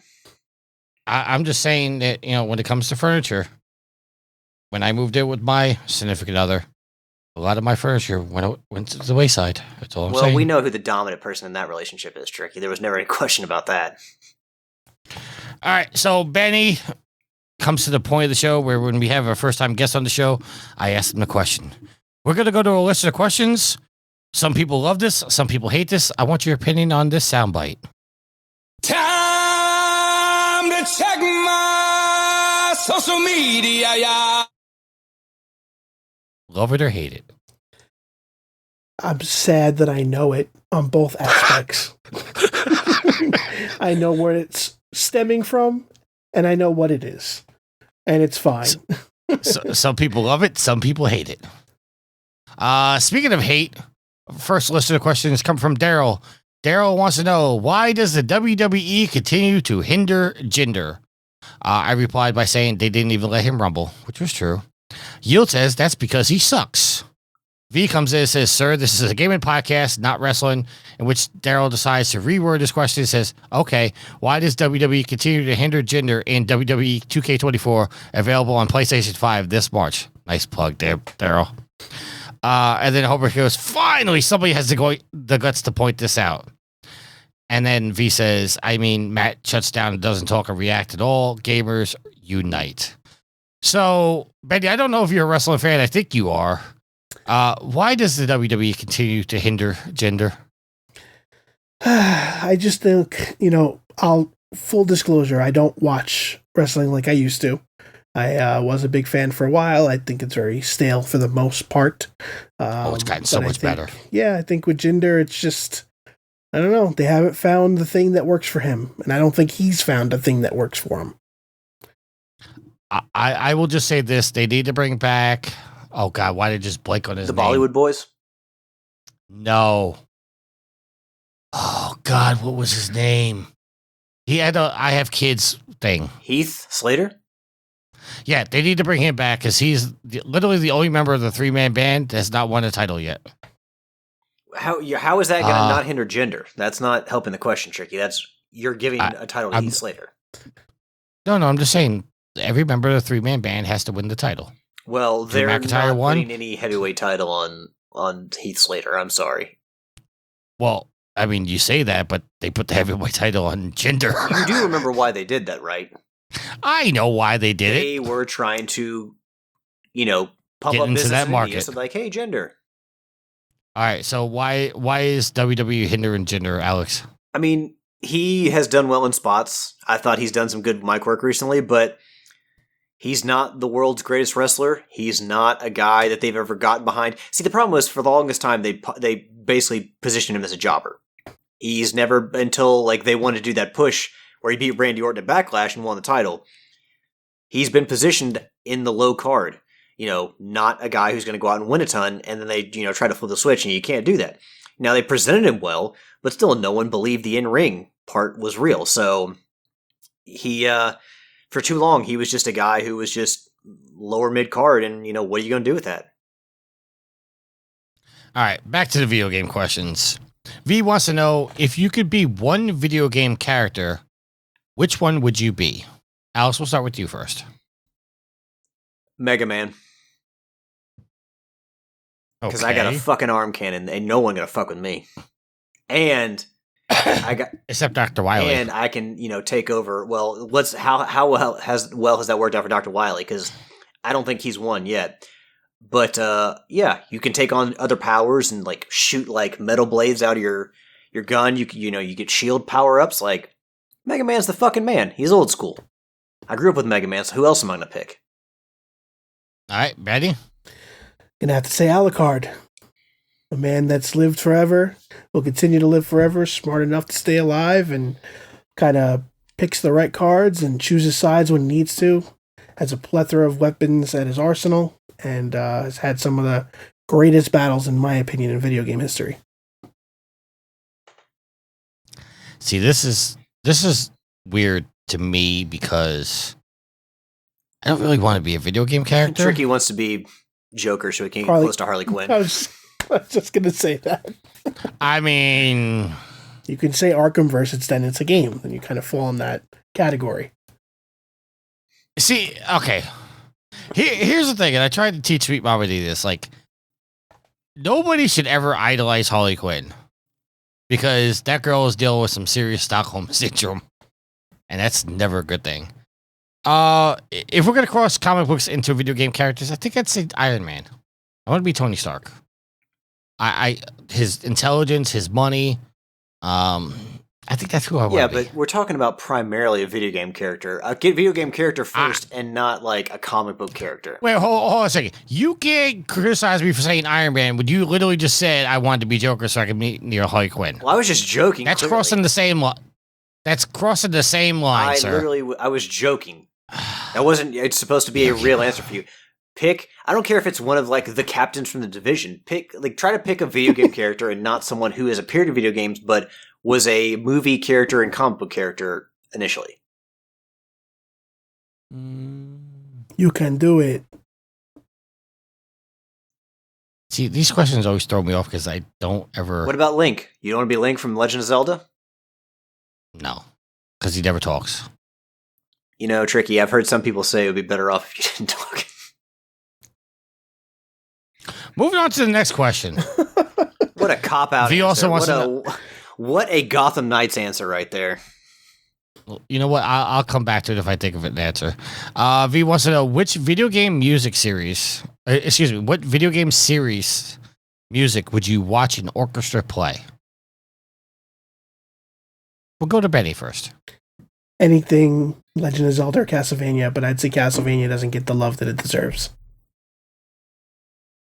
My answer would actually be Zelda. Alex?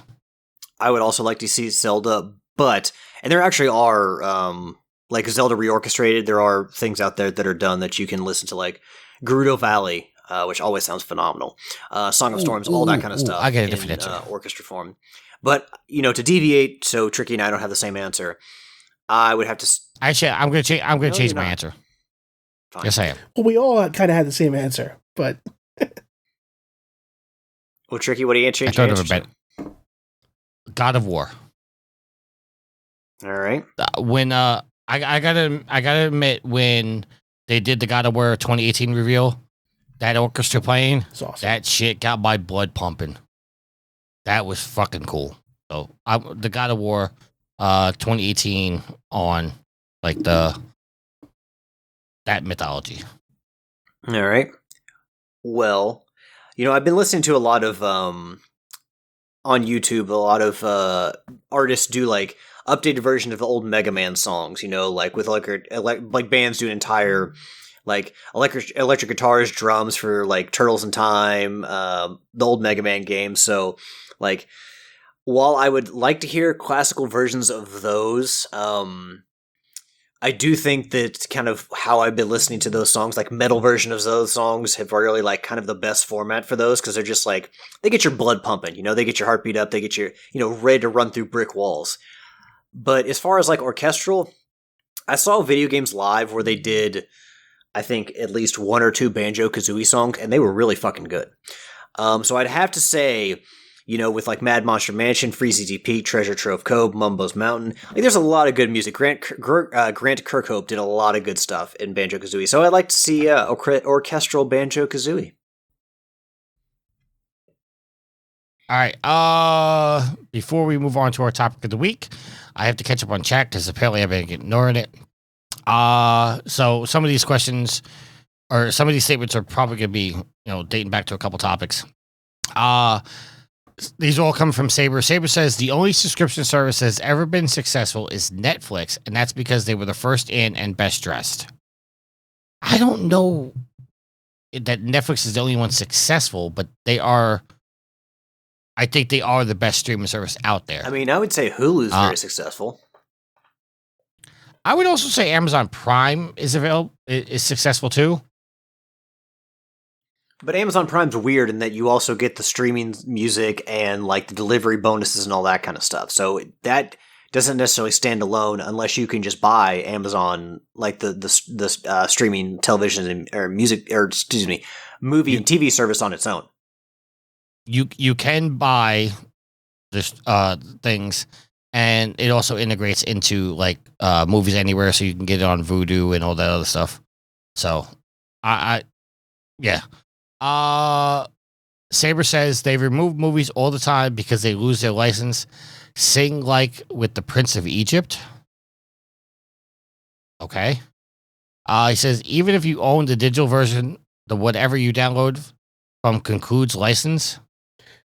Yeah, so basically, Vudu does it too, where a license can get lost, and they'll just strip the movie from your categories, even if you paid for it, because it's happened. I've seen it. He says you could lose a license to it, so that makes the point. And he says he can't find Inhumanoids. I don't even know what Inhumanoids is. YouTube. It's an old 80s show-ish cartoon with toys. Okay, and in reference to gender, he says he's not a safe worker for one. Secondly, his repertoire is a little too dangerous and he works a little too stiff. Yeah, I can say that about a lot of wrestlers, though. One of the biggest names, I think, is Brock Lesnar. Works way too stiff. All right, back to the topic of the week. This one is going to be a hot topic. Discussing a game that a lot of people feel they got bamboozled and scammed with. This is coming from IGN and written by Ryan Dinsdale. The day before, devs say game suffered from, quote, hate campaign in a bizarre statement. Fantastic. The allegedly shut down developer of the day before, say allegedly because they're just announced they're making another game, has claimed its controversial and catastrophic game suffered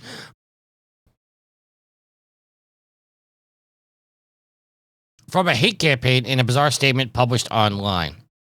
Fantastic, which supposedly closed its doors just a few days after the day before launch on December 7th, 2023, took to X/Twitter to address the, quote, misinformation, end quote, published online surrounding the game's development. In answering its own question of, quote, why do they say that the release game is not the same as that in the trailers and why the game was closed, Fantastic claimed it implemented everything shown in the trailers, bullshit, before admitting it did not include some minor features like parkour. It then likened the day before to, quote, the experiment where you're asked to count pink objects in a room and then recall the blue ones. The negative bias instilled by certain bloggers making money on hate-affected perceptions of the game, end quote. The day before, which promised for years to be an open-world survival, massively multiplayer online game, has emerged as an extraction shooter riddled with issues. Quote, this wholly disappointing online zombie survival shooter contains essentially nothing of what was originally promised over the years leading up to its disastrous early access release, end quote. Fantastic claimed reviews improved over launch weekend as it addressed initial bugs, but, quote, the hate campaign had already infected significant damage, end quote. In reality, the day before his numbers dipped day by day, and by December 11th, it had entered into Steam's 10 worst reviewed games of all time. Okay, so you got to give me a second to go back to the quote because they deleted the tweet. So I have to go to their actual page. So give me 1 second. Well, to be fair, those negative reviews were based on the game itself and not, what the news was coming about that game. Like the whole idea that that game was a hoax in the lead up to release, even as far as I think as a year out. So people were basing, and like there weren't critical reviews. I think IGN released a review once they shut down, or they announced they were shutting down if the game was what it was going to be. Because I'm sure IGN's like, well, if it's not going to change, we'll just go ahead and review it. But I mean, yeah, like user scores were based on the game just being shitty and not delivering on what they promised. All right, so I want to try to read this entire quote, or official statement, because it's got a lot of information here. Again, me and Daryl kind of covered this on the Patreon episode, but I think this is worth coming back. All right, so this is a lot of words, so just let me get through this real quick. This is a statement Fantastic put out. Recently, this is from now on, this is what they say. Recently, a lot of misinformation has emerged on the internet from supposedly anonymous sources. Fantastic provides an official response to these statements. Anonymous people allege that we deceived players. We worked hard and honestly on the game for 5 years. We didn't take a penny from users, didn't use crowdfunding, and didn't offer pre-orders. Even after the game was closed, we, together with the publisher, returned money to all players, including forcibly issuing refunds to those who did not request them. How many companies return money like that? We are not a fly-by-night company. We've been operating since 2015 and have always conducted our business honestly. Anonymous people allege that we deceived the investor. This is not true. We have a great relationship with our publisher. The closure of the day before did not affect our partnership. Since 2021, we've had a New Zealand venture called Myota Fantastic and a successful game, Prop Night, which has sold almost 1 million copies. Prop Night also co-financed the development of the day before.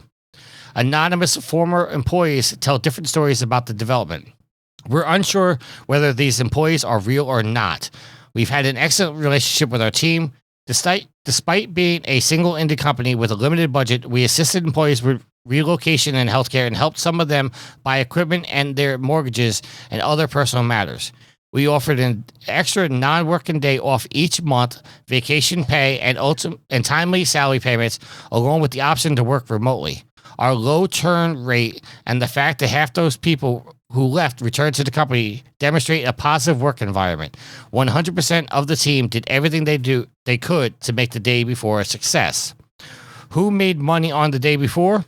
Certain bloggers made huge money by creating false content with huge sales from the very beginning to gain views and followers.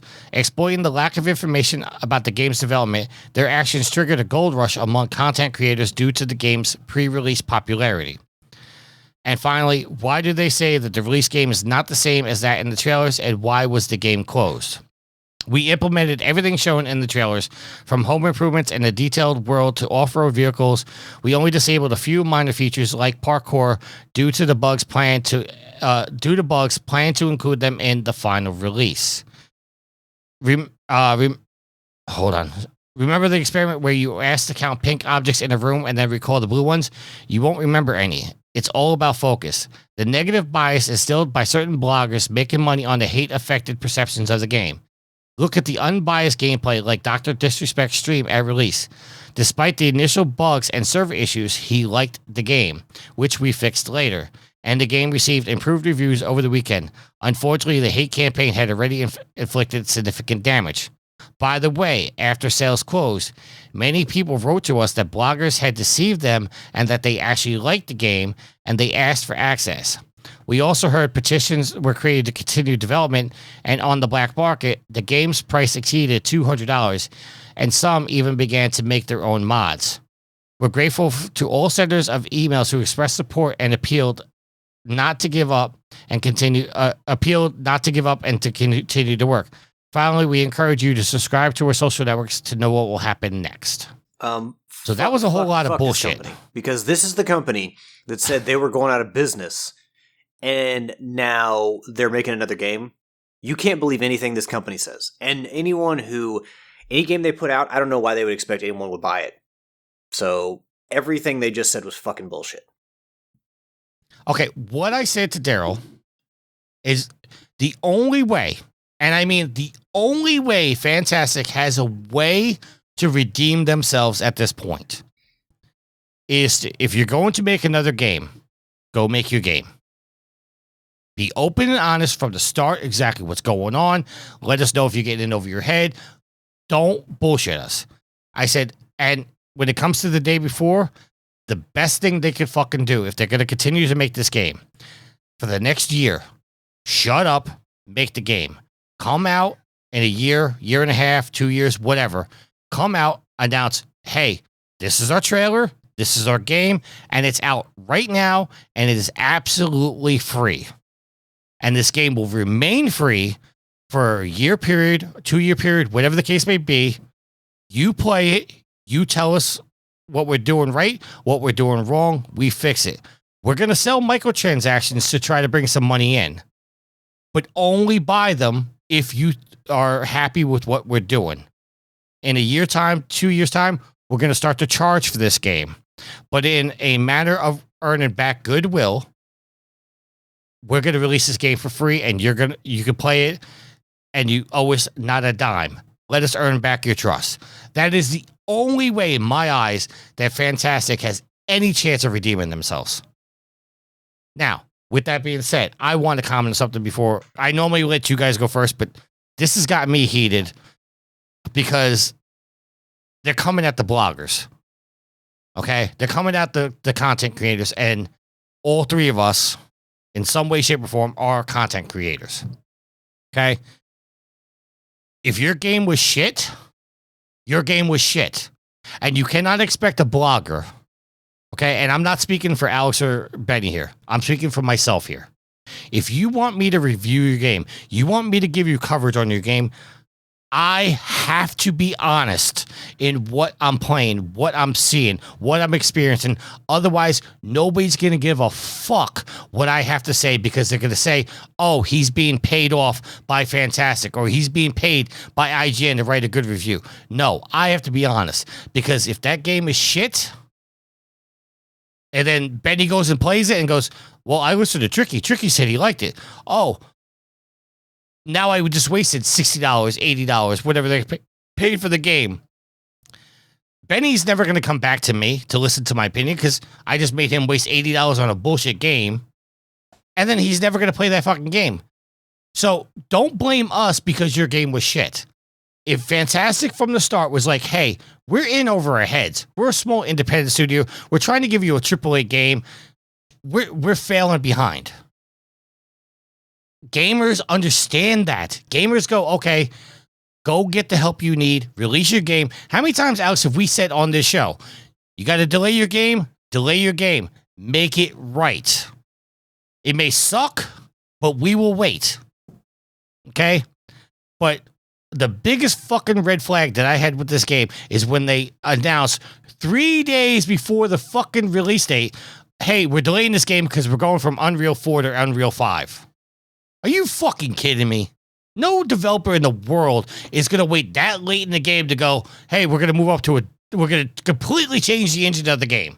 And then when you come back a year later and you show us what you worked on in Unreal 5, it looks worse than what you had the first time around. So, this company is bullshit.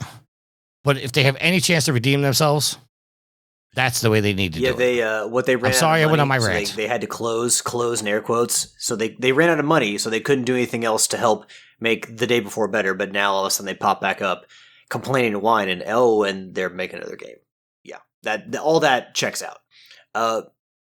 Yeah. Why don't you give? I'm sorry, I went on my little rant there. Both kind of giving our thoughts on this. Yeah. Again, I'm sorry for a rant, but this shit just pisses me off. Betty, floor's yours. No, I think it's it's one of those examples of smoke and mirrors. We've had games that have done this in the past, where we get an amazing, pre-rendered trailer. They insist it's in-game. Game comes out, looks nothing like it. I hate to say it again, Ubisoft is notorious for that. We've seen that with The Division. We saw with other games before that. We saw it with Killzone 2. But, at the end of the day, this was a drastic departure from what we were originally shown. But the other factor is the skepticism was there before the game came out. So, they are thinking that people were having all this hate for it. People were questioning them before you put anything out. And all you did was, prove that that's exactly what was happening. It wasn't the product that you were selling it to be. The fact that the genre alone doesn't match what it was supposed to be. It went from open world to, extraction shooter. Right then and there, you're alienating people that are not into extraction shooters. Like, hey, I've been following your game for a year. I was looking for an MMO. This is not an MMO. Right then and there, there's going to be hate. The other side of that, as a content creator, I see where a lot of that engagement of the negative side of things kind of, can bring in a lot of traffic and things like that. But as a developer, if you've spent the amount of time that you did on it, depending on who's involved and how the logistics work, try to fix what you can. If you feel like it's a lost cause, say that you feel like it's a lost cause and don't just close shop and not give a reason other than we ran out of money. Because I feel like at the heart of a developer, you're taking that to the grave. You put your blood, sweat, and tears into that game. If you knew it was rocky from the beginning, transparency is very big in the game industry, and we see it just from the visual presentation. If you're going to present a pre-rendered video and not tell everybody it's pre-rendered, expect the backlash that you're going to get from any content creator, any publication, so it's a tough situation. Yes, I think we live in a different world now with social media and TikTok and, the short form videos of, a lot of the joke memes that have become this game. It definitely fueled the fire, 100%. I would say mostly rightfully so. But the developer didn't do much to kind of stand their ground, if you will. So that's where I feel like, they shot themselves in the foot, and if they're going to come out with another game, it's already a shady practice. I don't think there's really any buying back unless they change the name of the studio and, try to get people to not do it until somebody does their homework and realizes, oh, this used to be fantastic, See, when it comes to Fantastic, I don't think they set out to scam us. I think they set out to give us the game that they initially promised us, and they got in over their heads. And instead of being open and honest, saying, hey, listen, we're not going to be able to deliver what we initially said we were going to deliver. And instead of doing that, they stayed behind the scenes and they're like, oh yeah, we're still giving you everything, because they were trying to over promise, and they knew they were going to under deliver. If they would have went to somebody and said, hey, listen, we need help, I think I would say 5 years would be just like excessive. But if they came out and said, hey, listen, it's not shaping up the way it's supposed to be, it's going to be at least 5 years before we're able to release this game, I think people would understand. I think people would have checked out and probably just didn't give a shit anymore. And then maybe 5 years later, okay, you got my interest back. But you got to be open and honest. And I don't think they did. Now, did they ultimately scam us? Yes. Are they a piece of shit for doing that? Absolutely. But I don't think they intended to do this. They were a small independent studio that got in over their heads. The problem is they weren't honest with us. And that really fucking sucks, because I was looking forward to this game. From that initial trailer, I was all in on this game. And then even in the initial trailer, there was no word that it would come into consoles. And I was like, you know what? This might be the PC game I play. And then news came out, oh, we're going to come to consoles. Great. And then just shit started rolling downhill. Yeah. And this is no different from, you guys remember that PS5 demo Abandoned? Oh boy. When was the last time we heard about that shit? Yep. You know what I'm saying? The demo that was literally a trailer. That wasn't even a trailer. It was like, oh, we're going to release content on this. I have the Abandoned app on my PS5. Every month or so, I pop in to see if there's anything. There's nothing. It's horrible. Alex, I know you said your little piece so far, but do you want to add anything? My advice to the studio is...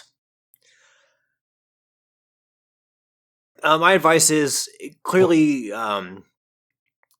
maybe they did intend at the beginning to make just a massive game. You know, their vision outstripped what they were capable of. Go back to making smaller games.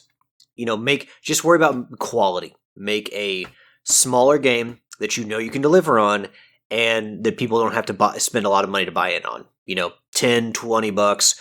Don't get any higher than that, because if you're going to ask people to spend $50, $60, $70 on your next game, who's going to take that leap? I mean, maybe some people don't know about this controversy. You know, it's possible not everyone spends, you know, all their time looking up video game news on the internet or listen to video game podcasts. I get it. But the great majority of people in the know, you're not going to get many takers. You kind of tarnish your reputation. You know, it's not like CD Projekt Red. CD Projekt Red could survive the stuff they got into with Cyberpunk. You know, they had The Witcher behind them. It's like, okay, we know what you guys can do. This was a fuck up, but, you know, they were able to get past it.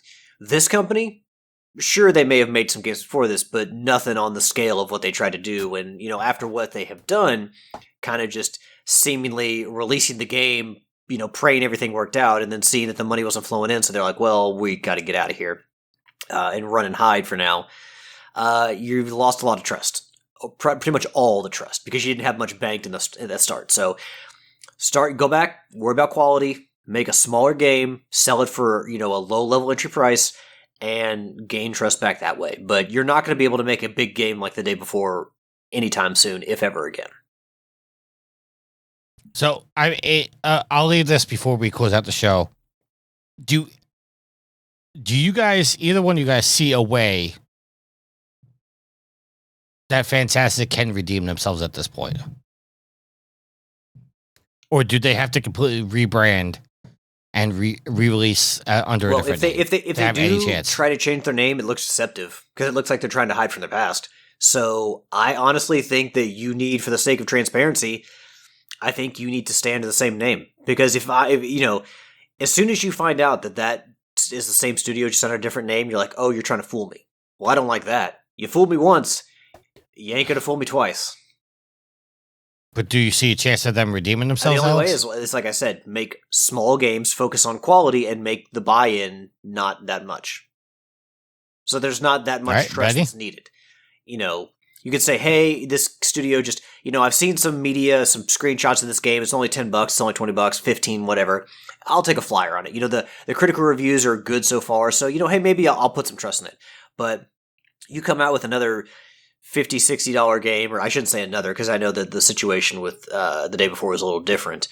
But if you're trying to sell people a full-fledged game or a full-price game, you know, you're going to get a lot of scoffs. So lower the bar to entry and just focus on quality. All right, Benny? I think they should strategize with marketing, and I think they need to embrace the negativity. And when they're ready to come swinging, you kind of make a marketing joke about it, you know? Hey, remember the guys that made this game? Yeah, you all thought it sucked, you know? And kind of like throw it back at them. It's like, yeah, you know what? We accepted it. We may not agree. Here's what we're doing now. And you know what we're going to do? For the first 2 weeks, it's going to be free. You know, give them a heads up, give people incentive to sign up for a newsletter, get the game free, get that incentive to watch the development if they want to show anything. But it's going to be it's a tough win for most people, even people that don't follow it, for the sake of they're going to search for the game reviews no matter where it is. And, you know, you're going to see those 5 stars, and like on the PlayStation, it's not on console, but sometimes you get a star review without context. So like if they see ones and twos and they don't know why, people are going to get steered away. So I think they're going to need to make a presence in social media to kind of gain back winners and just, embrace the fact that they screwed up. It's kind of like coming, you have a bad breakup and you want to win that lover back, right? What are you going to do? You got to admit that you were wrong. And that's the first thing. Take ownership. Right now, they're not taking ownership on it. And I can understand that, but at the end of the day, you kiboshed the game before it had a chance to improve. So whether you could or not, you're at that point where you have to start over. All right. As for shout outs, Saber says in the chat, Pal World is $30. How many copies would have been sold if it was full price of $70? It would not have sold like gangbusters. Totally different. I don't know, because it was basically like how I was introduced to Pal World was it was Pokemon with guns, and I think a lot of people would have paid $70 for that.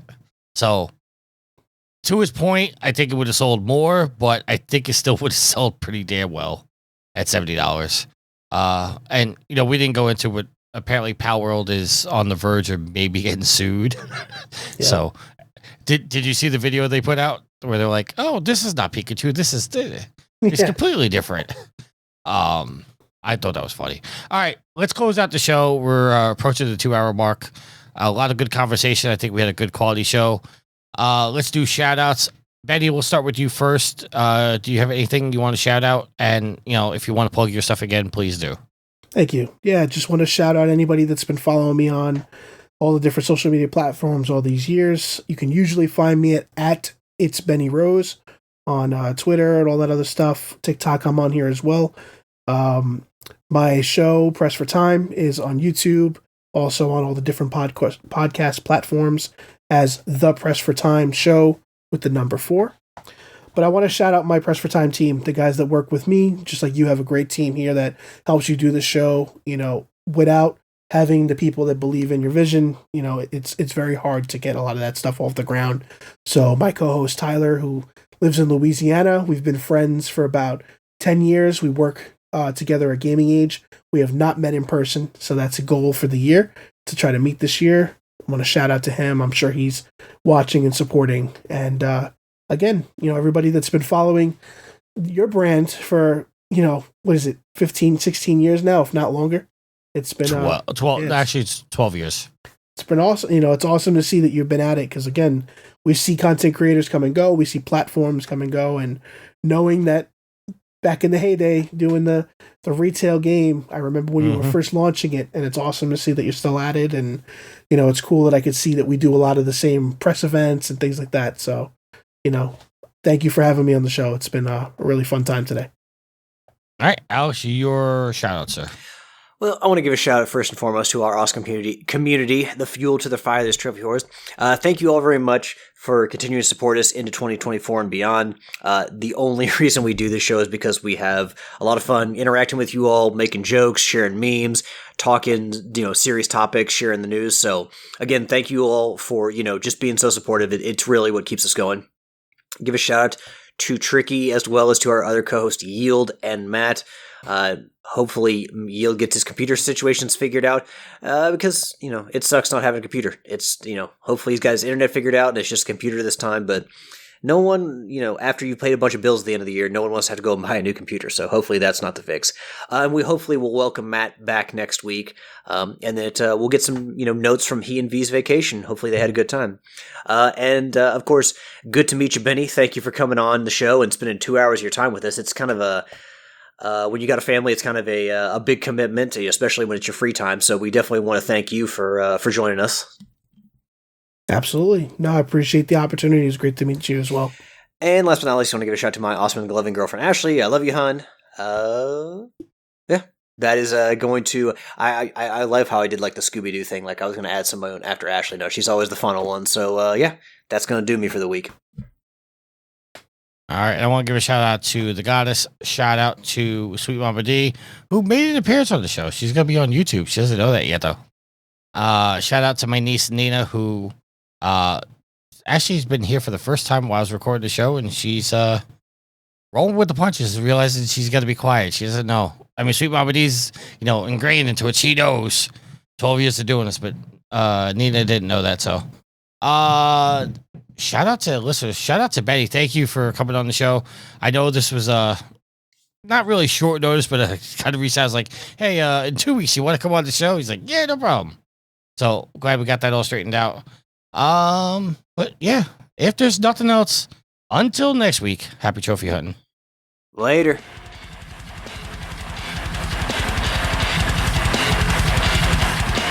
Save your last words, then read to me this. Save your last words. Save your last words, then read to me this. Save your last words, then read to me this. Save your last words, then read to me this.